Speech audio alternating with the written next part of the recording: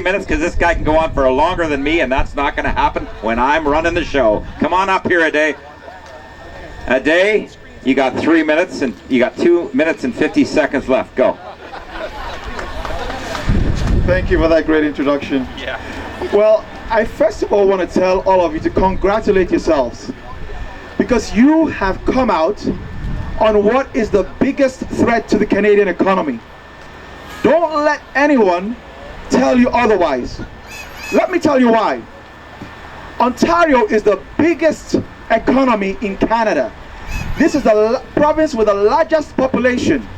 When Ontario's energy policy is out of whack and unemployment is going through the roof and companies are leaving, believe me, this is a national crisis, and you need to let every politician know. So I will tell you what you can tell every politician. For your federal members of parliament, tell them that we want a free trade deal in Canada that includes hydro. We have signed a free trade deal with the EU. We signed a free trade deal with South Korea, but we don't have a free trade deal between the provinces. There is enough power in Manitoba to supply all of Northern Ontario. We have the Churchill project. We have hydro from Quebec. So why then are we paying a foreign company like Samsung 40 cents for what we can get in Canada for 4 cents? Shame. And tell your members of parliament, if they tell you it's a provincial issue, tell them respectfully you disagree, and demand that we sign a free trade deal that is federal jurisdiction in Canada for trade between the provinces that includes hydro. So that's for your member of parliament. For your provincial members, Brian already spoke about it. This is a false privatization. Privatization only works when you have competition. There's no competition. I'm on Hydro One. I don't want to go with this privatization because the rates are only going to go up. If anybody was really interested in private sector efficiencies, what they would have done is that they would have had 2-year rolling contracts where companies have to compete to bid for separate independent business units in Hydro One. For example, billing is a separate business unit. I won't go too far down that road, but just to know that this is not privatization. I support privatization. What this is a heist, and tell your member of provincial parliament to get behind Kippy and do whatever we can to fight. The last comment I want to make is a name that has been left out of this fight. And it's nothing personal, but it's Mayor Jim Watson. Yes. Let me tell you, I watched Mayor Jim Watson when he wanted money for LRT. I watched him when the federal government refused to give it to him.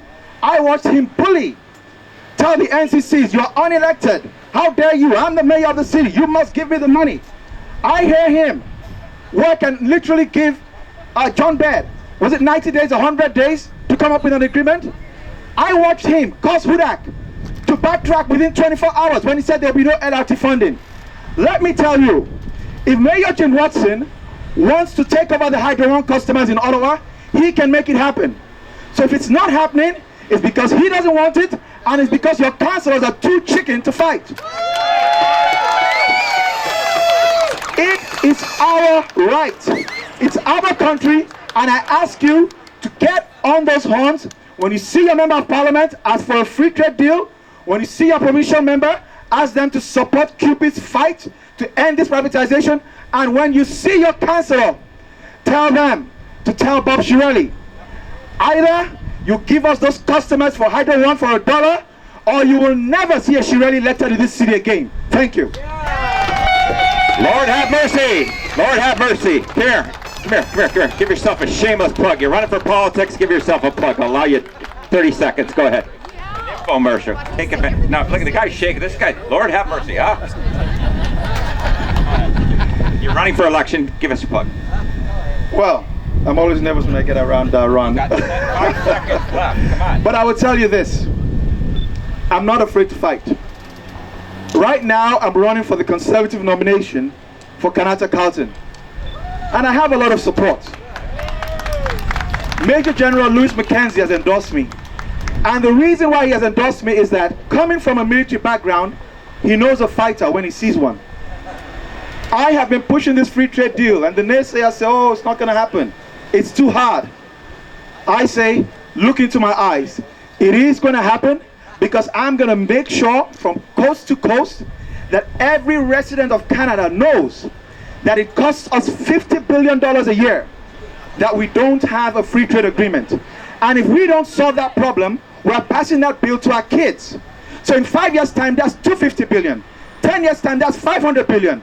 So what I will be telling every politician, this is a bipartisan issue, when I do get nominated and become the member of parliament, what I will be telling every politician is that we cannot look our kids in the face and tell them that we were too chicken to act. Thank you.